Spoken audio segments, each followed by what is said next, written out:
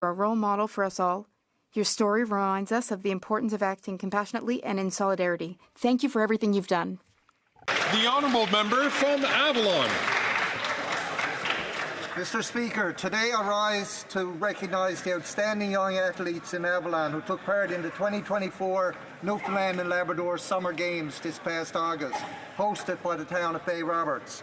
Mr. Speaker, thousands of young athletes aged 13 to 15 from across the province showed exemplary sportsmanship, athleticism, teamwork and skill. It was an honour to witness such a remarkable celebration of sport and community. A special thank you to the Bay Roberts Mayor, Walter Yetman, members of the organising committee, and especially Judy Morrow and Neil Kearley, co-chairs of Newfoundland and Labrador Summer Games, who have been part of this since the initiative in 2018. A sincere thank you to each coach, parent, family member, volunteer, spectator, driver and sponsor for your support. It wouldn't have happened without you. Today these young people are our athletes. Tomorrow they are our leaders. Mr. Speaker, I invite all members to join me in applauding everyone involved with the 2024 Newfoundland and Labrador Summer Games. Thank you.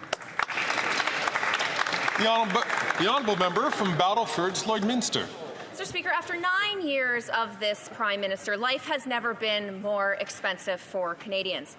The Prime Minister has doubled the debt, doubled housing costs, caused the worst inflation in 40 years, sent 2 million people to the food bank, and unleashed crime and chaos in our communities.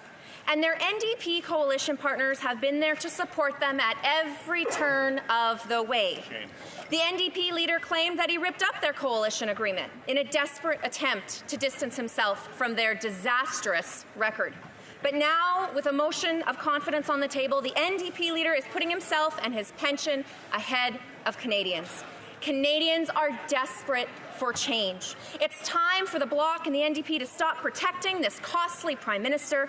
We need a carbon tax election now so that Canadians can vote to axe the tax, build the homes, fix the budget, and stop the crime. Hear, hear, hear.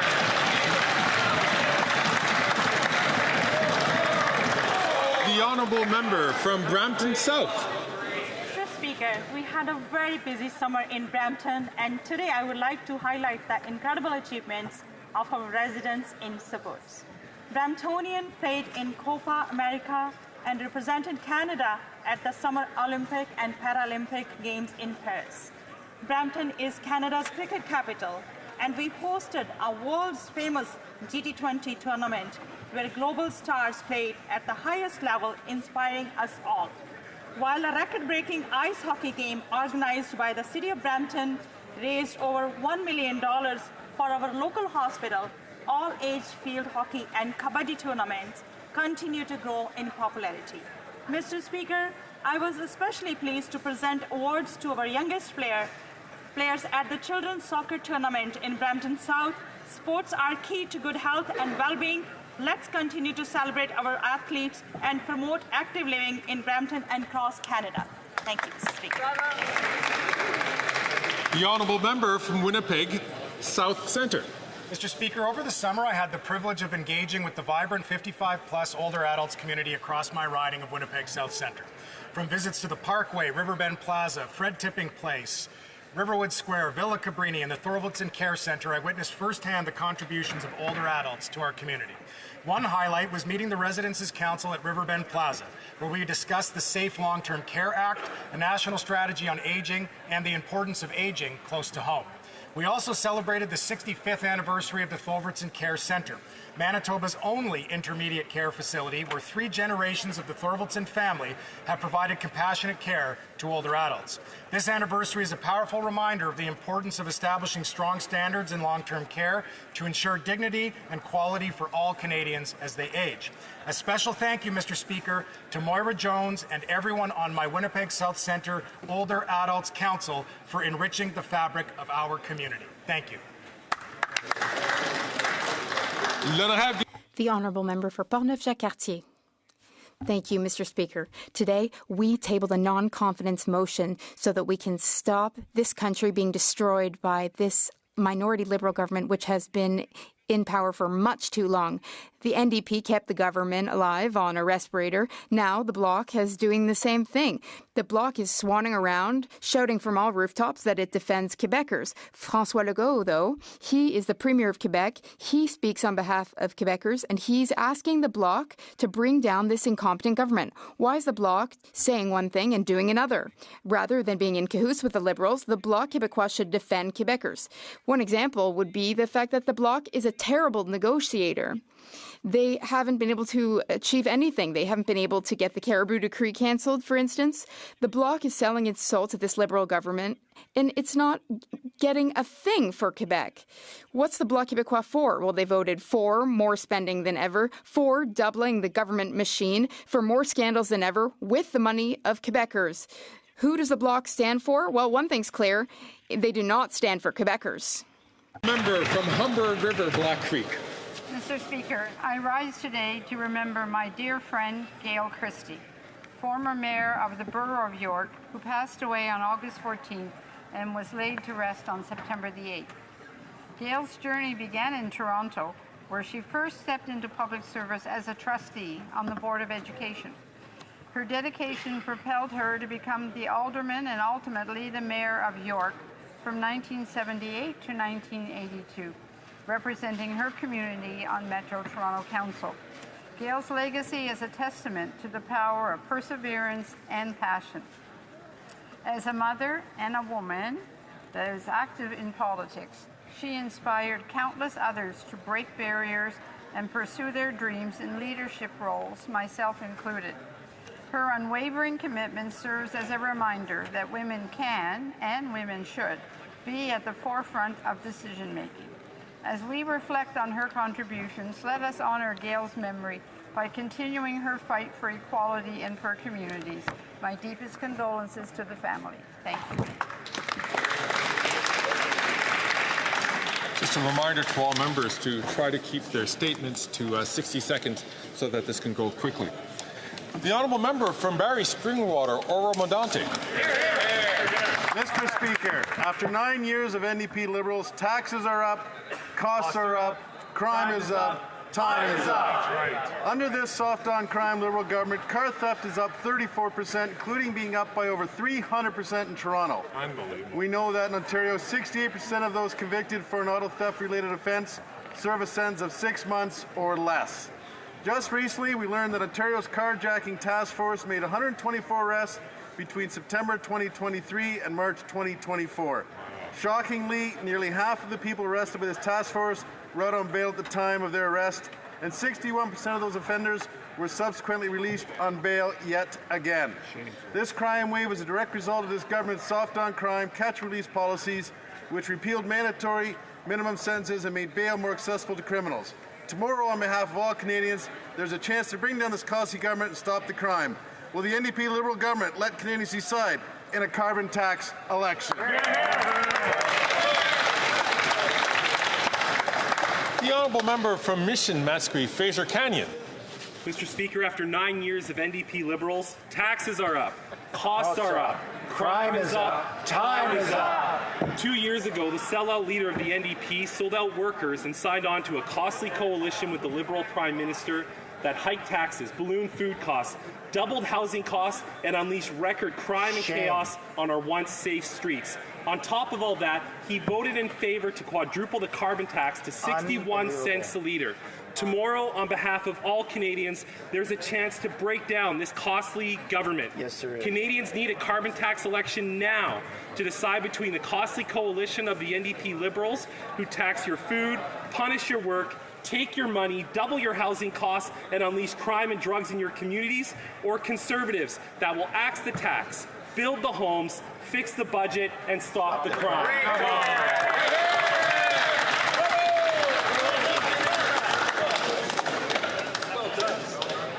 The honourable member from Sherbrooke. L'honorable député de Sherbrooke. The honourable member for Sherbrooke. Last week marked the 6th annual Military Families Appreciation Day. This year, the day was especially meaningful for me and for my family. My husband, who was an honorary colonel in the Sherbrooke Hussars, my husband and I, we're very proud of our son who's currently on mission in Latvia. Like many Canadian soldiers, he is taking part in Operation Reassurance, which aims to contribute to NATO's deterrence and defense measures in Central and Eastern Europe. Today, my thoughts are with all families like ours, families which are making the sacrifice of sharing one of their loved ones so that Canada can fulfill its role as peacekeeper around the world. As we know, the current global context requires us to strengthen our presence in different regions of the world to prevent conflicts from spreading. Let's be proud of Canada's international contribution. Let's be proud of the members of our military, but let's also be proud of their families who provide them with unwavering support. The honourable member from Timmins, James Bay. The opioid nightmare is devastating small and medium-sized towns who simply do not have the resources to address the overwhelming nature of the crisis. People dying from poisoned drugs, a lack of treatment opportunities, a housing crisis, and predatory gangs who are making our neighborhoods unsafe. The City of Timmins recently held the first ever municipal summit on addressing the opioid crisis. The message is clear: municipalities can't do this on their own. The federal government needs to be at the table with increased mental health supports, a credible housing strategy that smaller communities can take advantage of, funding for treatment and recovery, and empowering police with a credible gang strategy to shut down the violence. And in Timmins, the model of the firekeepers, Indigenous teams working the streets to keep people safe and alive, could be a national model. What we don't need are Conservative MPs pouring gasoline on the crisis, which have led to serious death threats against doctors and nurses keeping people alive. In the end, our job is keeping people safe on our streets and keeping our loved ones alive. Yeah.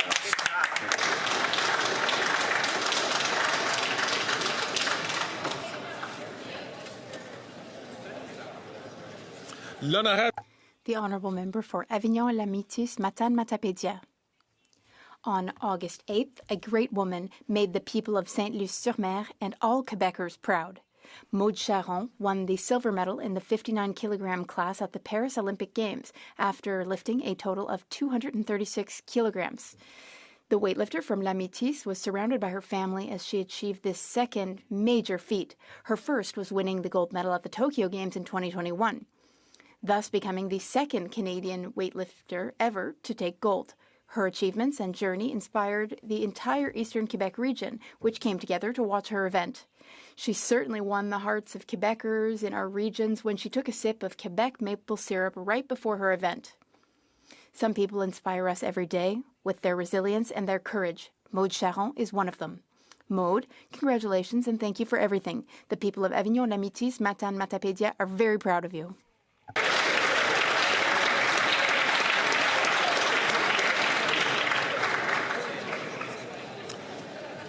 The honourable member from Regina-Wascana.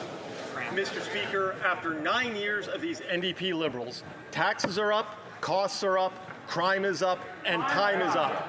Nearly every day, Canadians are waking up to the news of a new conflict of interest scandal involving carbon tax Carney. Just days after he became the special advisor to the Prime Minister, his first piece of advice was for the Prime Minister to give him $10 billion in taxpayers' money to be used in a new investment fund. Next, it was $2 billion in taxpayers' loans to his friends at Telesat for work that other companies could have done at half the cost. And as if that weren't enough, he is also advocating for mortgage rule changes that will directly benefit his mortgage insurer. Fortunately, tomorrow there will be a vote of non-confidence in this NDP Liberal coalition so that Canadians can have a carbon tax election. Canadians should be the ones who decide between 4 more years of corruption and carbon taxes or a new Conservative government to clean up.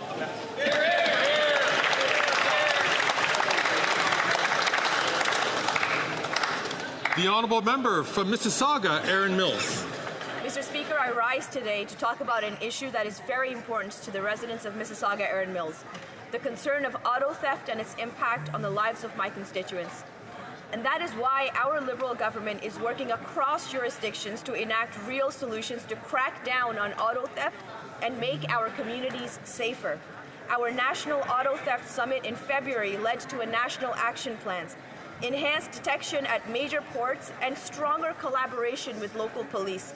And it is thanks to these collective efforts that auto thefts decreased by 17% in the first 6 months of 2024. This success is due in no small part to our local police forces, and I want to particularly highlight Chief Nishant Duriyappa, Deputy Chief Nick Milanovic, and Peel Regional Police officers for their incredible efforts to arrest criminals and recover stolen vehicles through Project Odyssey and more initiatives. Mr. Speaker, this is what real action looks like. Thank you. Oral questions. Questions orales. The Honourable Leader of the Opposition. Tomorrow, the Bloc will have to vote on a motion to decide, yes or no, if they're going to keep the most centralizing and costly government in power in the history of Canada. What's bad is for Quebec are costs that have doubled in terms of housing and the doubling of the national debt. The Quebec Premier says that the Quebec nation doesn't want to show its confidence in this government. And even after the Minister of Immigration, the Liberal minister, said that he broke the immigration system, and even if the minister doesn't have trust in his track record, why should the Bloc have trust in him or them? Once again, you have raised this issue yesterday and last week. You need to address questions to the government. I see that the Honourable Minister is standing to answer, but I'd just like to remind members that it's important for questions to be relevant to the government administration so that members can provide clear answers. The Honourable Minister of Public Services and Procurement. Thank you, Mr. Speaker. The Conservative leader, after 20 years in this House, does not understand yet how the House works. One thing they don't still understand is the importance of dental care for Quebecers. He talks about hurting Quebecers. What does he tell Quebecers in my region? Don't sign up for the Canadian Dental Care Program because it doesn't exist. While in Quebec, there are 800,000 seniors that are signed up for dental care. He's telling them, don't sign up. It doesn't exist. The Honourable Leader of the Opposition. This government has doubled housing costs for people in the Quebec region and tripled the cost of housing in Montreal and made the cost of food skyrocket so that too many Canadians have had to go to food banks every month. It's also pushed Quebec to the breaking point with an immigration system that the Liberal minister himself has said is broken. So the Quebec nation does not want a centralizing and costly government. Will the members vote for an election to elect a common-sense government? The Honourable Minister of Tourism. Mr. Speaker, there's a great deal of hypocrisy in this question. They're worried about people's lives, they say, but the Conservative leader isn't able to say clearly what his hidden agenda is. When the member for Grasslands has a trip paid to go to Florida, where he can sell a vision that is anti-abortion and anti-women's rights. And the first thing they need to do is control their caucus and reassure women here in Canada that their rights will not be affected.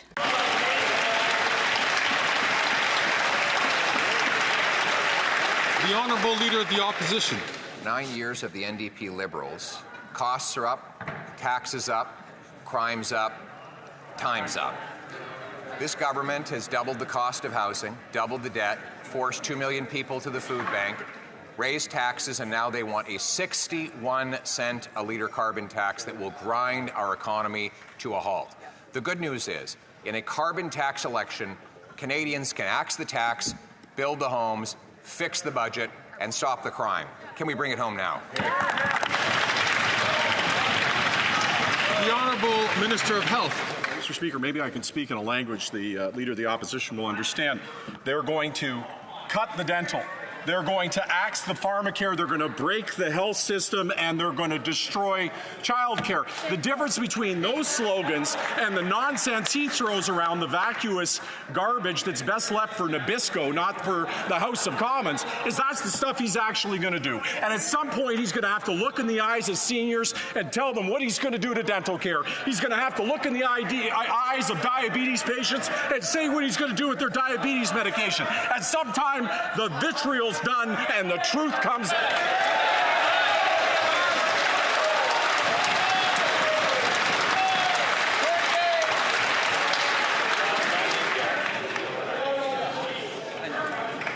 Colleagues, we're skating pretty close to the line. I'd recommend for members to ensure that they don't do that. The honourable Leader of the Opposition. Mr. Speaker, I understand that when that member thinks of the prospect of a carbon tax election, he comes unglued and becomes very rattled and loses control of himself, waving his hands around because he's desperate to quadruple the carbon tax to 61 cents a litre. He's desperate to push a government takeover that will shut down people's private drug plans and ban them from having access to their medical plans. Common sense conservatives will axe the tax, build the homes, fix the budget, stop the crime, and protect your drug plan. How about that?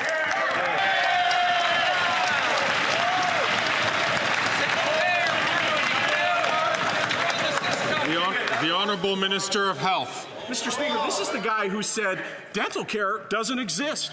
This is the guy that said providers won't sign up. Well, I got news for you. 750,000 people across this country got care.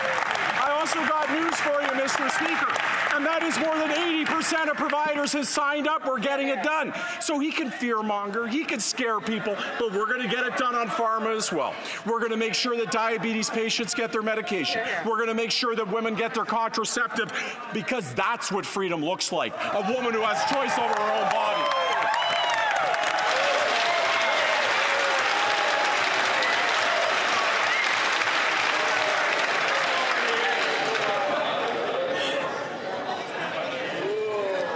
I'd like to remind all ministers, all members, that answers should be directed, questions should be asked and answers should be directed through the chair.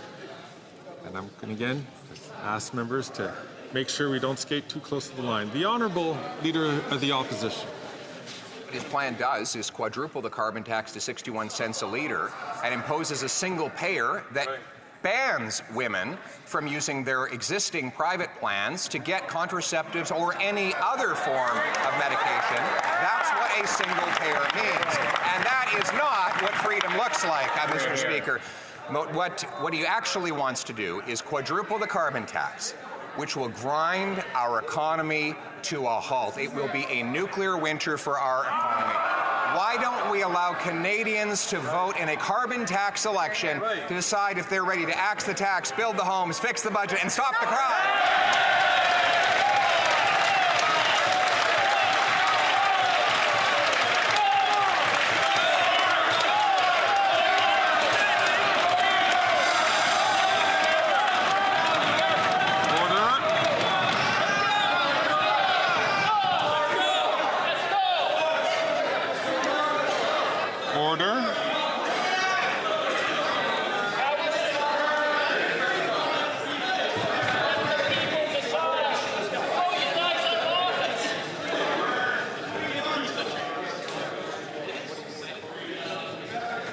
The Honourable Leader of the Government in the House of Commons.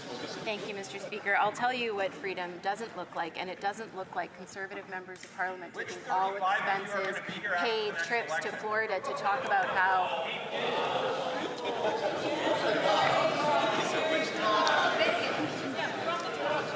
The Honourable Member from Leeds, Grenville, Thousand Islands, Vita Lakes, I'd appreciate if he would, when he has his turn, and I know that he'll have his turn to ask questions, would refrain from speaking out of turn. The Honourable Leader of the Government in the House of Commons from the top, please. Thank you, Mr. Speaker, I'll tell you what freedom doesn't look like, and it's Conservative members of Parliament taking all expensive paid trips to talk at anti-abortion conferences and to push forward an anti-abortion vision of Canada. Mr. Speaker, when he talks about women's rights, he neglects to share his hidden agenda that would take away their reproductive rights. Mr. Speaker, when he talks about freedom, he only talks about half of the story. Mr. Speaker, today what we are doing is demonstrating that this House does not have confidence in the leader of the Conservative Party.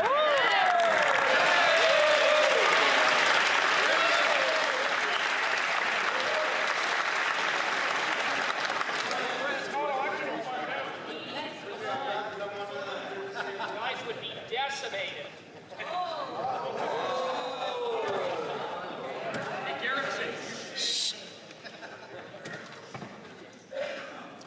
The Honourable Member for La Prairie. Mr. Speaker, time is running out for the Liberals. It's decision time. They must choose between economic justice for seniors or an election. They can put an end to the two classes of seniors they've created by depriving those aged under 74 and under of 10% of OAS granted to the oldest. Or they can go out and officially consult people, hoping very, very hard that the polls are wrong. Will take the senior side? What will the Liberals choose? Time's running out. The Honourable Minister, Mr. Speaker, unlike the Bloc Québécois, it's the Liberal Party of Canada that works for seniors and has done so for recent years by increasing the GIS by $1,000, helping more than 1 million seniors in Canada. We increased 30% the gains from the GIS so that those who work can keep a larger portion of what they earn. The Bloc voted against that, Mr. Speaker. The Honourable Member for La Prairie. Seniors deserve better than partisanship. It's distressing to hear that the Liberals descend into partisanship when we talk to them about the standard of living of retirees. We're talking about seniors who have worked hard for decades to earn a good retirement. They deserve answers. Seniors are listening to us, so we're going to repeat this. Are the Liberals going to improve OAS for people under 74, yes or no? The Honourable Minister of Employment. Mr. Speaker, I'll repeat this once again for my friend and his party. Quebecers, seniors in Quebec, have the right to wake up this morning and wonder, what's happened to them? They've always voted against seniors. The Bloc has always voted against our plans to enhance the lives, particularly of seniors, of the most vulnerable people in Canada. And recently they voted against the dental care plan for Quebec seniors. Shame on them, Mr. Speaker. The Honourable Member from Burnaby South. The Liberals are too weak to stand up to Doug Ford, so some patients are leaving surgeries with thousands of dollars of bills. The Liberals are too weak to stand up to Daniel Smith. And so people in our province are forced to pay to see a doctor. See, that's what Conservatives do. They cut and gut health care so their big business buddies can use that to rip off Canadians even more. Why is the Liberal government letting Conservatives privatize our health care system? The Honourable Minister of Health. Well, Mr. Speaker, if you're going to be talking about being too weak, 2 days after the NDP leader got a letter from the leader of the Conservative opposition saying to back out of standing up for pharmacare and standing up for improvements in the healthcare system, he ran away. And if he ran away from that, how is he going to stand up for Canadians, is what I would ask, Mr. Speaker. And I would say that we had a chance. We were working well together. We got things done on dental. 750,000 people, over 80% of providers. We were working well together on pharmacare. If he has ideas, he knows we were all ears. But he's all about politics, Mr. Speaker. He's all about trying to divide rather than working together.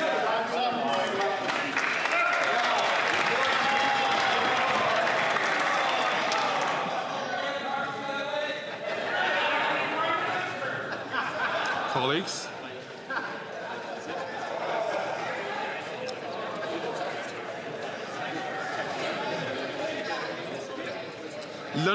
The Honourable Member for Burnaby South. Conservative premiers privatize our healthcare system and have done nothing about it. The last Conservative government slashed healthcare funding by $43.5 billion. This represents more than 60,000 nurses every year. But now the Conservative premiers like François Legault are privatizing our healthcare system, and the Liberals are doing nothing about it. Why are the Liberals doing nothing to protect people and Canadian healthcare legislation? The Honourable Minister of Health. I get frustrated because there is an existential crisis facing our health system, and it is represented in the person of the Conservative leader, whose cuts and approach to health care to destroy pharmacare, to attack dental care, to undermine the deals that we've signed with provinces and territories, greatly menace this thing that we treasure, public health. And the investments that we made, they must continue. The progress we made must continue. That's why I urge parliamentarians to stand up against what the Conservatives would do to this health system and work collaboratively to make sure that we get the care that every Canadian deserves. The honourable member from Thornhill. After 9 years of this Liberal NDP government, we know that they are just not worth the cost, and the evidence is everywhere you look. In Ontario, for the first time ever, over 1 million people visited a food bank in just 1 year. That's thanks to the radical Liberal NDP carbon tax. Ontario families say they just can't keep up with the mountain of debt and the taxes that this Prime Minister has poured all over them. So why won't this government call a carbon tax election and let Canadians decide?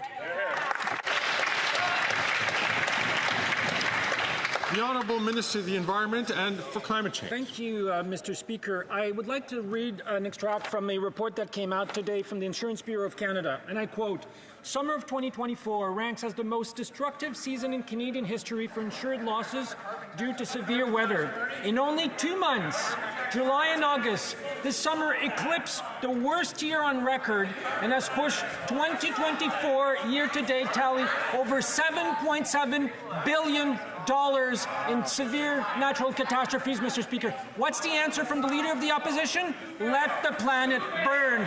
We won't take this on this side of the House, Mr. Speaker. I know the member from St. Albert, Edmonton St. Albert would like to pose this question, but I'll ask him to wait his turn before taking the floor.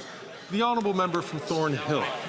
Mr. Speaker, I thought the carbon tax was supposed to fix all that. They won't call a carbon tax election because they know exactly what Canadians will say. 2023 was the 8th consecutive year that food bank usage rose. By some great coincidence, it was also the 8th consecutive year of this Liberal government. So how many more people need to visit or need to be forced to a food bank before the Environment Minister admits that taxes are up, that costs are up, that crime is up, and that his time is up? The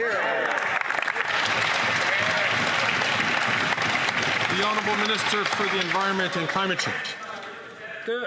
The reality, Mr. Speaker, is that the Conservative Party and its leader are not there to protect Canadians. They're there to protect the interest of their friends, like oil executives who attended a special event for the Leader of the Opposition. I can assure you, Mr. Speaker, that oil executives don't come to my fundraiser. I can guarantee you that. But what they want to do is take away, in his riding, Carleton, 58,000 people are receiving the Canada Carbon Rebate. In Thornhill, more than 60,000 people are receiving more money than what they pay in carbon pricing. We're helping with affordability, Mr. Speaker, and we're helping to fight climate change. The Honourable Member from Foothills. For 9 years, the NDP Liberals, taxes are up, costs are up, crime is up, and yes, time is up. According to the Liberal NDP's government's own statistics, the number of Canadians suffering with food insecurity is up 111%. Wow. That is a quarter of Canadians who don't know where their next meal is coming from. But there is a solution. Axe the carbon tax and give Canadians the relief they need. They know that 70% of Canadians want to axe the tax. Will they listen to Canadians tomorrow and call a carbon tax election? The Honourable Minister for Natural Resources and Energy. Thank you, Mr. Speaker. It would be great in this House if the official opposition actually worked with facts. The vast majority of Canadians get more money back. We have a climate plan that is actually working, fighting the existential threat of climate change, but it is also creating economic opportunity and prosperity for the future. We have seen over 100 clean growth projects, $60 billion of investment. It's the $12 billion Dow invested in Fort Saskatchewan, Alberta. It's the Jansen potash mine. It's the Soyona lithium plant in Quebec. It is a plan that is working. They have no plan for the future on the environment and no plan on the economy.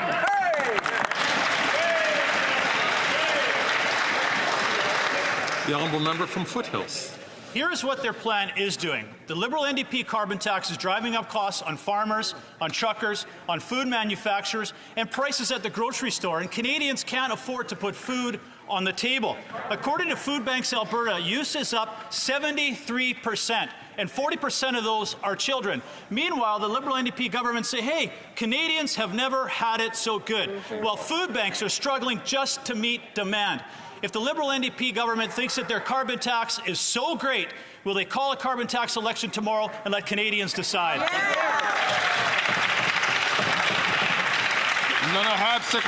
The Honourable Parliamentary Secretary.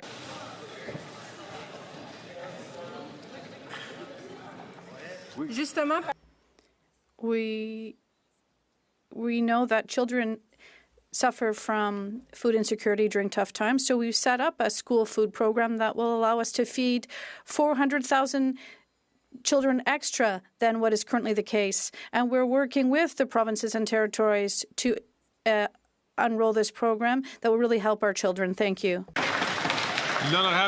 The Honourable Member for Mégantic-L'Érable. The Liberal government is a bad one for Quebec. After 9 years, the Bloc Liberal coalition doubled the cost of housing, has created the worst inflation for the past 40 years, forced students to live in their parents' basements, made Quebec at the breaking point for immigration, and they voted for $500 billion in inflationary spending. Can the Prime Minister and his Quebec lieutenant allow Quebecers to choose a common-sense government during an election? The Honourable Deputy Prime Minister, Minister of Finance. Mr. Speaker, I'm so happy to answer this question about inflation because the good news is that inflation is down to 2%. And throughout this year, it has been in the target range of the Bank of Canada. Because of this, the Bank of Canada has started lowering its key rate. This is the good news for Canadians. The only thing that the Conservatives are offering is their hidden agenda of austerity. They want to cut, cut, cut. The Honourable Member for Mégantic-L'Érable. Cut tax, cut the inflation, cut grocery prices. That's what we're going to cut, Mr. Speaker. The Liberal Bloc coalition have a different idea than what they're saying today. Talking about the Prime Minister, this is what the Bloc leader said. I think he has his hand in Quebecers' pockets. He wants to be able to spend, and he's running up a terrible deficit that Quebecers will have to pay and pay for quite some time. Why are they allowing the Prime Minister to have his hands in Quebecers' pockets? Can they allow Quebecers to choose their own government, common sense government? The Honourable Minister. Mr. Speaker, I trust Quebecers. They understand that they don't have common sense. And we have been a government that has been there for Quebecers. Exemplary investment, for example, in aerospace and record investment in aluminum and investment in the automotive sector and in the digital sector. We are creating jobs. We're fighting to also build industry for tomorrow and to build the Quebec of tomorrow and the Canada of tomorrow. That's what Quebecers expect of us. The Honourable Member for Lac-Saint-Jean. Mr. Speaker, all this fuss and for what? For a year now, Quebec has been demanding a fair distribution of asylum seekers amongst the provinces. And today, the Minister of Immigration announced that this will not happen and that the task force is coming to an end. There'll be no distribution except for the only two willing provinces, Newfoundland and Manitoba. For them, they understand that forcing Quebec to take in asylum seekers from all over Canada is creating a humanitarian crisis. This is appreciated, but their effort won't be enough. Can the minister accept such a colossal failure? The Honourable Parliamentary Secretary. I stand with the member opposite to help asylum seekers and put a roof over their heads. And I understand the issue of the Quebec, but we are there for Quebecers and we're going to help them fix this problem. Thank you, Mr. Speaker. The Honourable Member for Lac-Saint-Jean. Newfoundland and Manitoba together represent 5% of the Canadian population, and if they do their fair share, Quebec will only be relieved of 5% of their burden of receiving asylum seekers. Neither Quebecers or asylum seekers will notice a difference in the inadequate supply of services. All provinces have to participate. Quebecers don't have to take care of all of Canada's asylum seekers on behalf of Canadians. What is the minister doing to get Canada to stop shoveling its responsibilities onto Quebecers? The Honourable Minister of Public Services and Procurement. Thank you, Mr. Speaker. The reality is that immigration and citizenship is federal jurisdiction, and we do work with the provinces and territories. If citizenship was provincial jurisdiction, this would be something else, but Canada is still a country today. And the good news that we work very closely and very effectively with the Quebec government on many issues with respect to immigration and welcoming asylum seekers. Things are going well, but when things do go better and better, the Bloc doesn't find this to be such a good thing. The Honourable Member for Lac-Saint-Jean. Let's talk about the 4 Conservative provinces that refuse to help Quebec. These Conservatives have never done their fair share, refused to take in one single extra person while Quebec receives half of Canada's asylum seekers. Have you ever heard the federal Conservatives ask their people to help Quebecers? We have never. According to the minister, should the federal Conservatives spend more time here in the House telling their people to help with asylum seekers and less time at Florida creationist churches talking against abortion? Once again, I'd like to remind members that questions should be addressed to the government administration. I see that the minister is rising to answer this question, so I will recognize him, the Honourable Minister of Public Services and Procurement. Thank you very much, Mr. Speaker. Yes, I have a lot to say about the Conservatives' hidden agenda, but I'll leave the Conservatives to discuss that. But let's talk about something that's more relevant for Quebec members, at least in this issue. It's in terms of our relationship with the Quebec government. In recent weeks, we made 3 announcements that are cooperative with respect to immigration, with respect to foreign temporary workers, twice about foreign students, and on several other occasions as well. So things will be going better and better. The Honourable Member from Kelowna Lake Country. The NDP Liberals, taxes are up, costs are up, crime is up, and time is up. It's reported a mother living in a homeless encampment in London, Ontario said, quote, "I'm a mum of 3 and I'm homeless. I just want to get inside into a warm place before winter so I can get my kids back with me where they belong." Tomorrow, on behalf of all Canadians, there's a chance to break down this costly government so we can build the homes they need. Will the NDP Liberal government let Canadians decide on a carbon tax election? Here, let's go. Again, I'd like to remind the member from Timmins James Bay to only take the floor when he's recognized by the chair. The Honourable, and I remind all members, please, to only take the floor when they're recognized by the chair. The Honourable Parliamentary Secretary to the Minister of Housing, Infrastructure and Communities. Whether it's my community of London or any Canadian community, Mr. Speaker, where homelessness exists, it's unacceptable. It is a tragic situation. Encampments should not exist. And when the Conservatives stand up and raise these points, they do a good thing. What's not a good thing is that they don't have a plan, Mr. Speaker. It's all a sideshow. It's an act on the other side. They don't care about people who are on the street. If they did, they would have something to say on the matter of homelessness. Instead, they use them here as props in the House of Commons. They film them in encampments, post them on social media, but they have no plan. They don't care, Mr. Speaker. The honourable member from Kelowna Lake Country.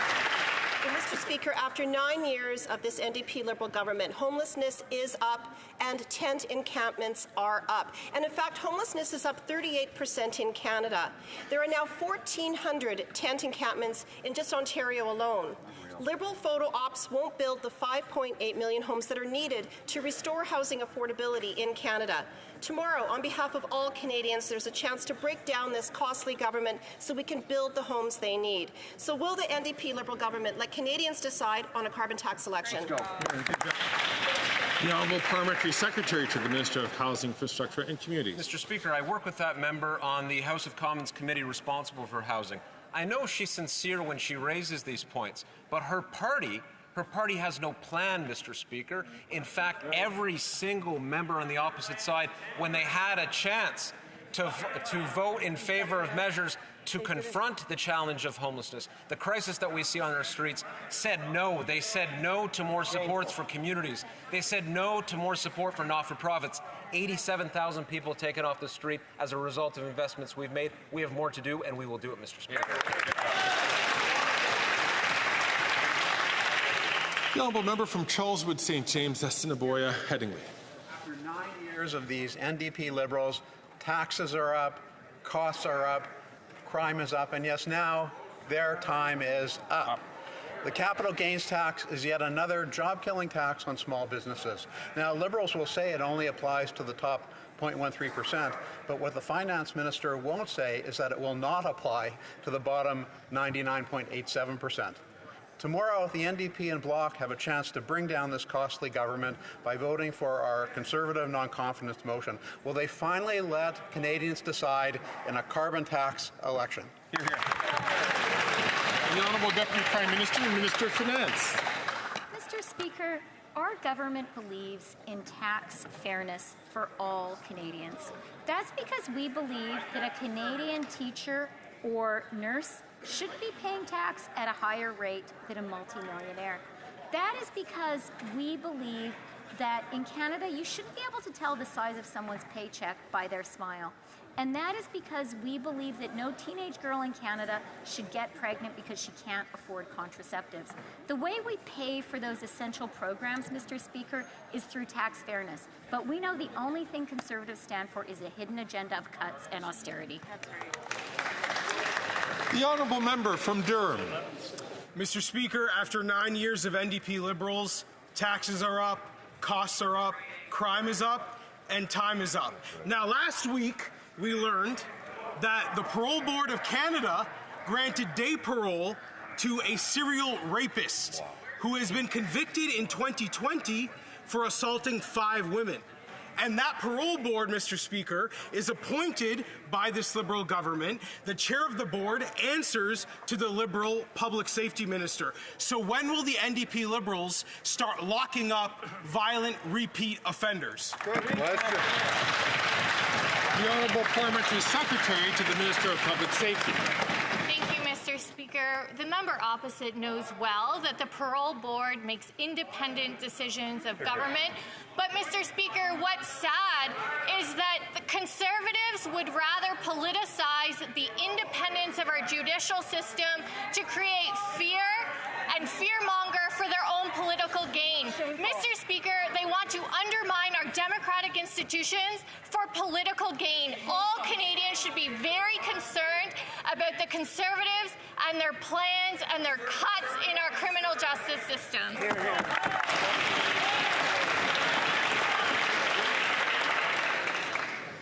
The honourable member from Edmonton Strathcona.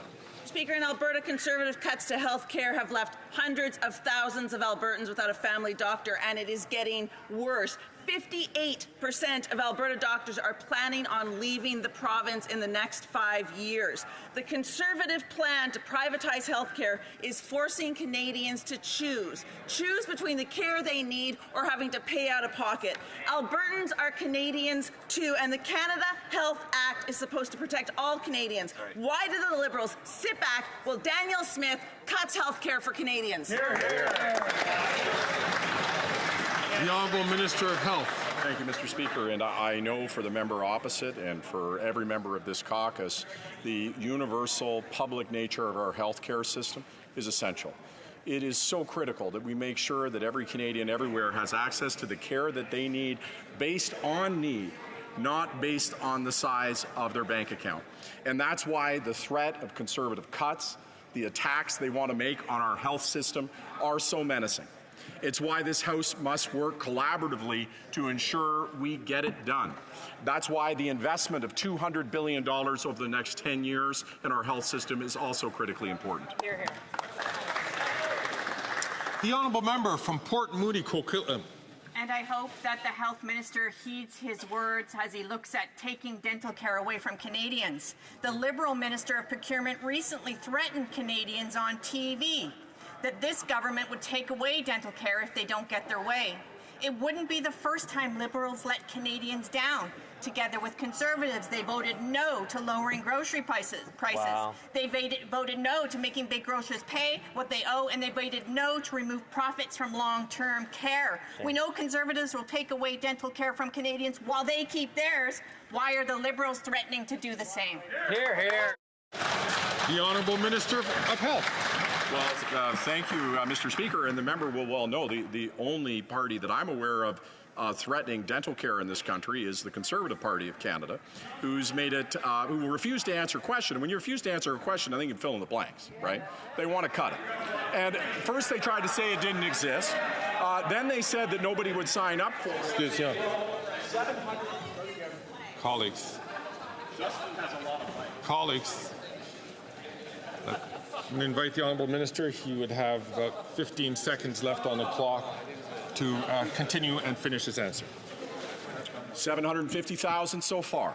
And the path forward is clear. There is 9 million Canadians that need to be served. There are 9 million Canadians who didn't have coverage. There are 9 million people who the Conservatives don't believe deserve dental care. Well, we do, Mr. Speaker, and we are not going to rest or stop until everyone is covered.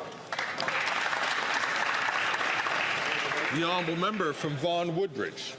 Mr. Speaker, reports of online child sexual abuse rose by 850% in the past 10 years in Canada. Mr. Speaker, our kids deserve better. As a father of 3 young daughters, I am worried about the dangers that lurk online and the lack of robust online safety laws to ensure the protection of our children, who often are at a vulnerable and impressionable age.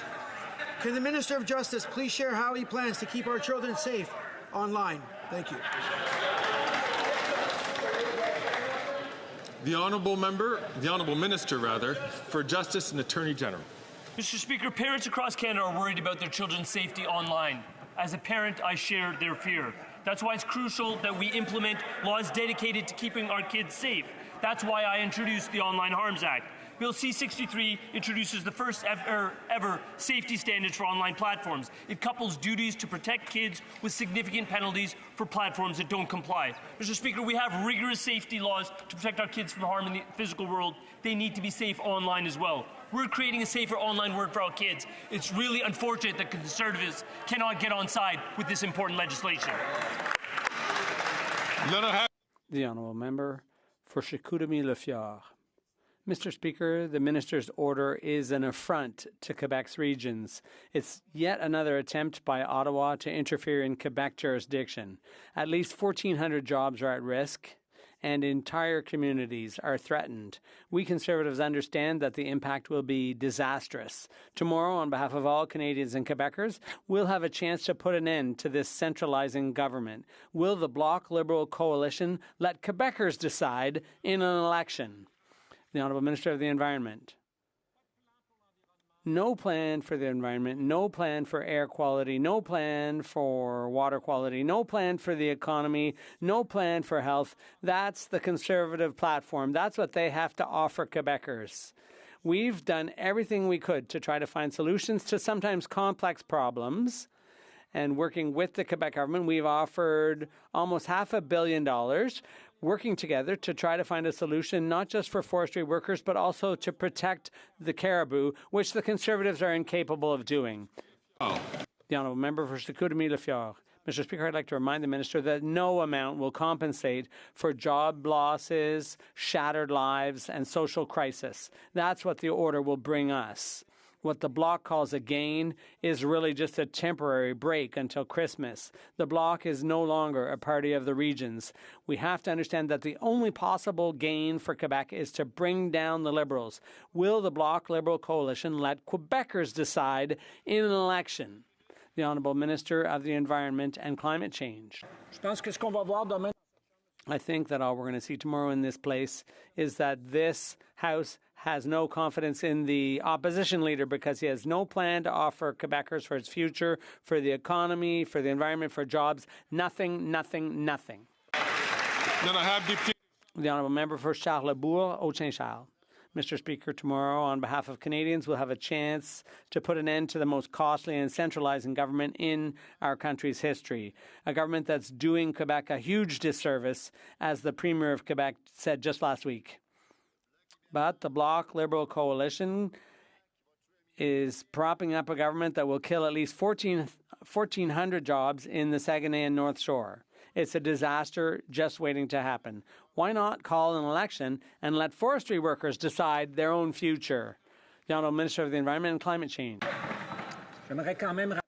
Well, I'd like to remind my colleague that there have been 3 elections since 2015 in Canada where the question of the environment was central to the debate and discussion among Canadians, and we won all 3 elections. Maybe they're not happy about that, Mr. Speaker, but what we're going to see tomorrow in this place is that the House does not have confidence in the Conservative Party or the opposition leader because all they want to do is protect their friends and not the public, whether it's the economy, the environment, or jobs. They have nothing to offer.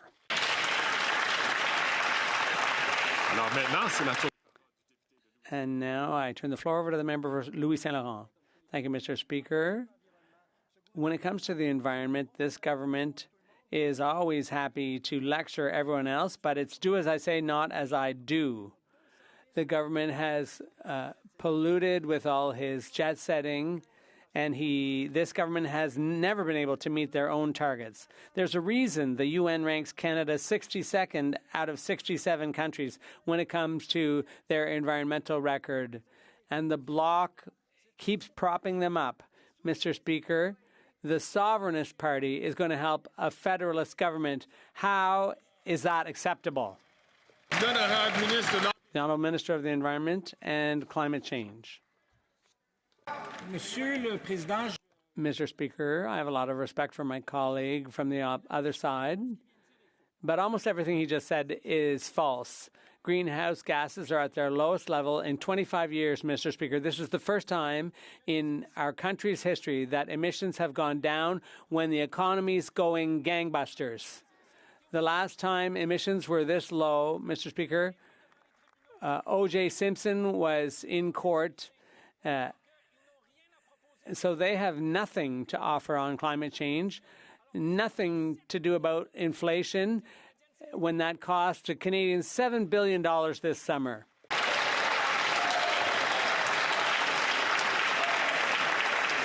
The Honourable Member for Drummond.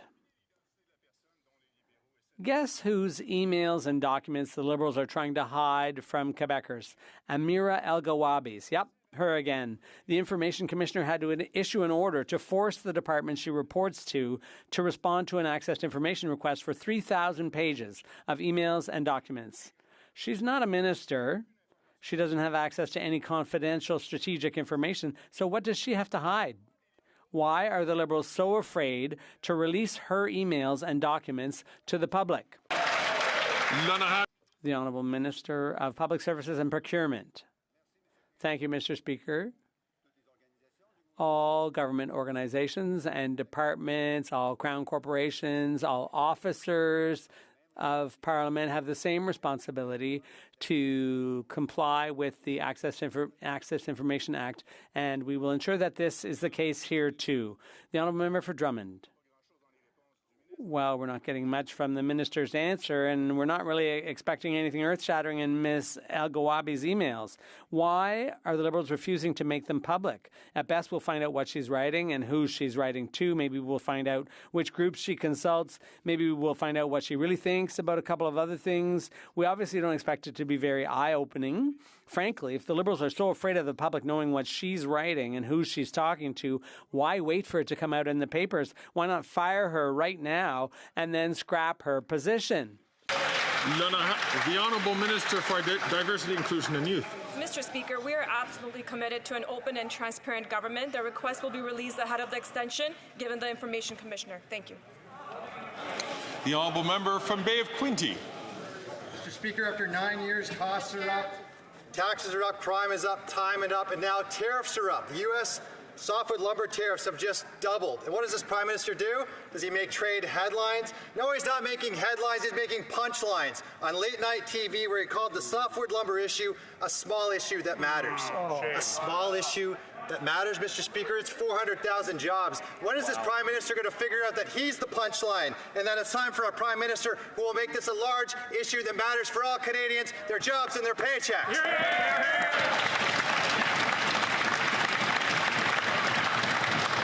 The Honourable Minister for International Trade. Well, Mr. Speaker, I'm really glad that the member opposite yesterday saw the Prime Minister's appearance on Stephen Colbert, because especially since we know that they get their news from Tucker Carlson. Yep. Canadians who watched last night's interview will know what all Canadians know, that this government stands up for our workers. We stand up for our forestry sector. We will continue to do this work for Canadians and for our workers. The forestry sector contributes enormous jobs to this country, and we will keep doing that work. The Honourable Member from Bay of Quinte. Mr. Speaker, lame excuses are also up. The last Prime Minister solved the softwood lumber deal in 80 days. It's been 9 years. And you know why? The last Prime Minister didn't back down. This Prime Minister backs down to Biden, to Obama, to Trump, and the result has been increased unemployment and the risk of another 400,000 jobs in the forestry sector. When this Prime Minister said Canada's back, he meant backed down. Right. Isn't it time for our Prime Minister who will stand up to Canadians once again? The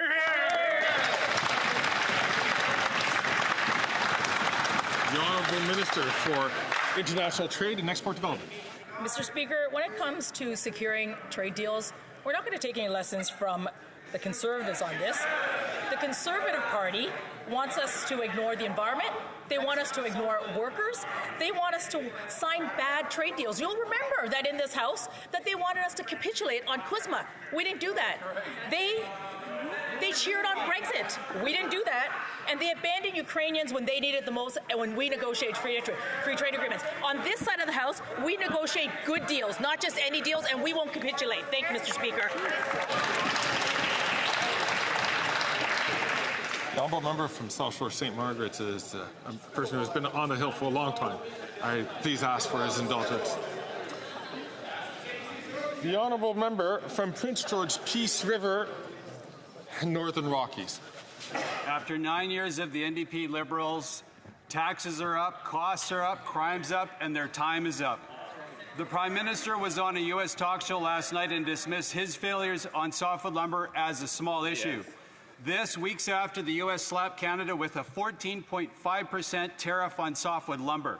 Since then, 2 more BC mills have closed, putting 500 more workers out of a job. Do the NDP Liberals really think mills closing and losing thousands of forestry jobs is just a small issue?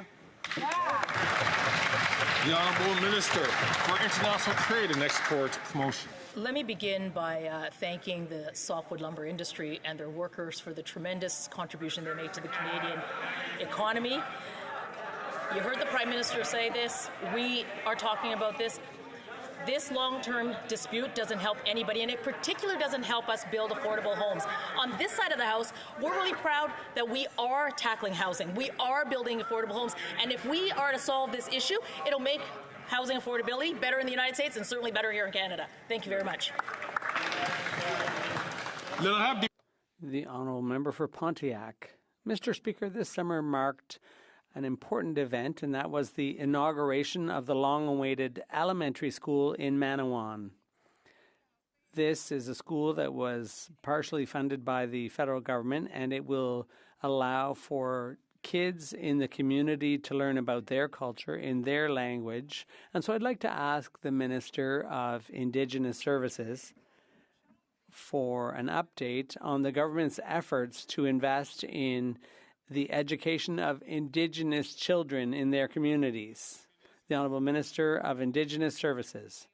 Thank you, Mr. Speaker, and thanks to the member for Pontiac for her work on access to education. Since 2016, we've increased funding for education by 80%. With Budget 2024, we will be building and renovating more than 200 schools in First Nations communities for 35,000 students.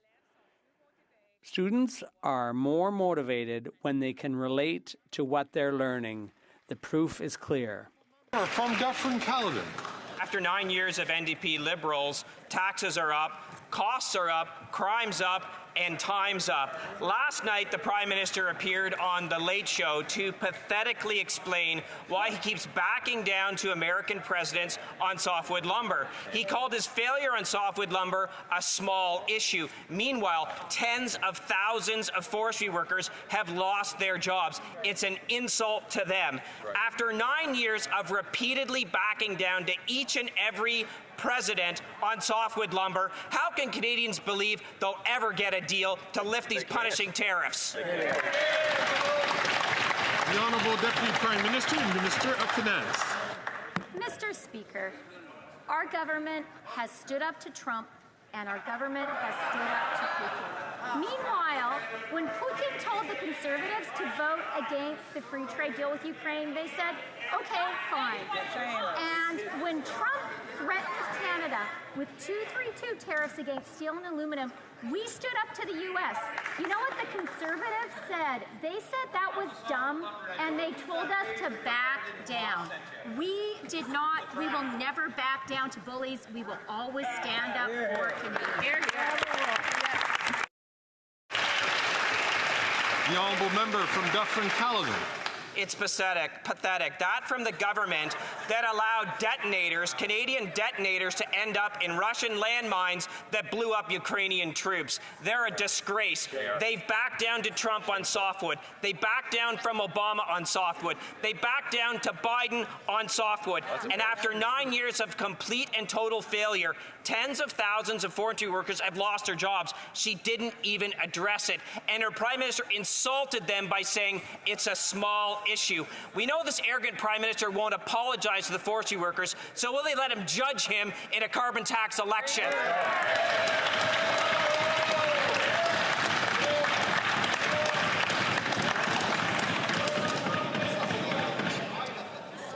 Once again, members, I invite them to be very prudent and judicious in their choice of words.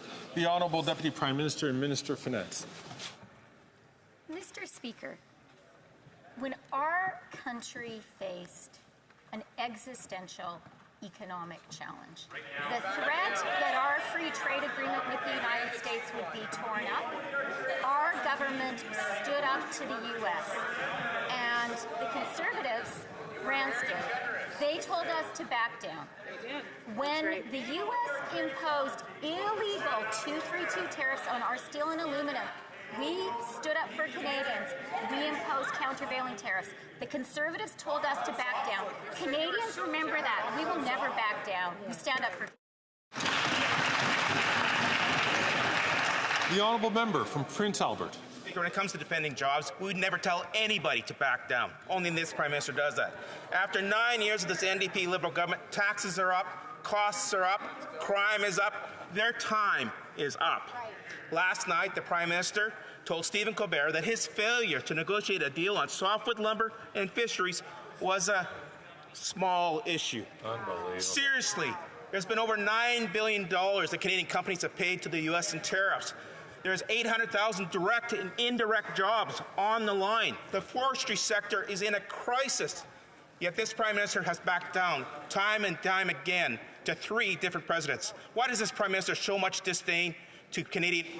The Honourable Leader of the Government in the House of Commons. Mr. Speaker, there's only one party in this House that shows disdain to Canadian workers, and it's the Conservative Party of Canada. Time and time again, when our country has had to negotiate trade deals, this government has stood for Canadians. We renegotiated NAFTA. We stood up against the U.S. steel and aluminum tariffs, and we will continue to stand up for Canadian workers in all sectors, including the forestry sector. But, Mr. Speaker, what is up is time for them to stop playing political games and to get down to the serious business of governing this country. That's what Canadians expect. It's time for them to grow up. Yeah, very good. The Honourable Member from Charlottetown. Mr. Speaker, 2 years ago today, our region braced as Hurricane Fiona made landfall. In the aftermath, we learned that this vicious storm had destroyed homes, reshaped our coastlines, and most tragically, had taken lives. The resilience of islanders and all Atlantic Canadians became apparent afterwards as we all came together as neighbours to support each other. On this somber anniversary, I'd like to ask the Minister what ACOA has done to support our region to rebuild, recover, and thrive in the wake of this deadly disaster. The Honourable Minister. Mr. Speaker, I want to thank my colleague because when his community was hurting, he was there to help, and our government was also there to help our region get back on its feet. Through the Hurricane Fiona Recovery Fund, ACOA delivered over $300 million to support shellfish producers and farmers, and we rebuilt small craft harbors. We repaired damage in our national parks, and we set up comfort centers for communities to be ready for that next climate event. We will always step up and have each other's back, Mr. Speaker. It was 2 years ago, and it's still true today. We are stronger than the storm.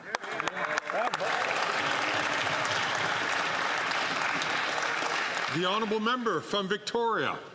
Mr. Speaker, today the Minister of Environment called out the Conservatives for holding a fundraiser with oil and gas executives, which would be great, except that the Liberals over the past year have met with oil and gas lobbyists 5 times a day. It's no wonder that they continue to water down key climate policies and hand out billions in subsidies. CEOs like Suncor's Rich Kruger have never had it so good. On top of all that, they bought him a pipeline. When will the Liberals put a hard cap on emissions, close the loopholes in the industrial carbon price, and make big polluters pay what they owe? The Honourable Minister of the Environment and Climate Change. Mr. Speaker, I would like to read a quote from the member from Victoria. The carbon tax is a crucial piece of a climate plan. I'd like to read you another quote from the member from Victoria. The PBO has put out a number on reports that confirm that 80% of Canadians get more money back than they pay. This is a fact that the Conservatives continue to ignore. I think there are a lot of people out there who are very concerned about climate change and who are wondering what's happening with the NDP and who are very disappointed with the fact that the NDP, faced with pressure from the Conservatives and lies and misinformation, caved, Mr. Speaker. We won't cave on this side of the House.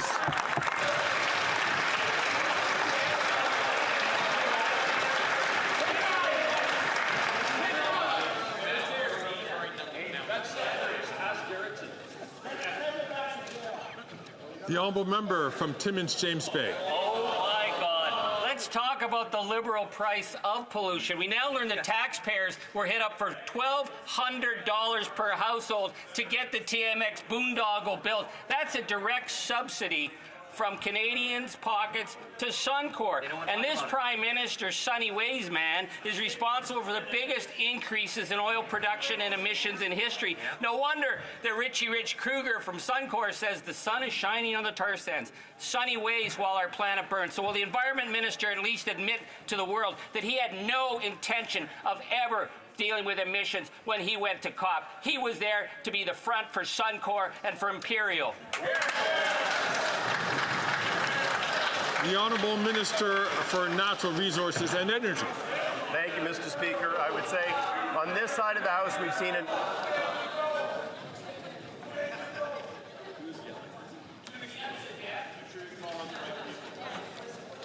The Honourable Minister for Natural Resources from the top, please. Thank you, Mr. Speaker. On this side of the House, we have seen yet another drop in emissions on a pathway. We are on track to achieve the emissions reductions that we have committed to by 2030 to the international community. But I do think, Mr. Speaker, that many are very concerned about the NDP's backing away of having any credible policy with respect to climate change. And I would say their flip-flop at the behest of the Conservative Party leader on carbon pricing is amazing. The member from Rosemont, La Petite Patrie, said, as New Democrats, as progressives, as environmentalists, we are in favor in putting a price on pollution. I guess they are no longer progressive or environmentalists.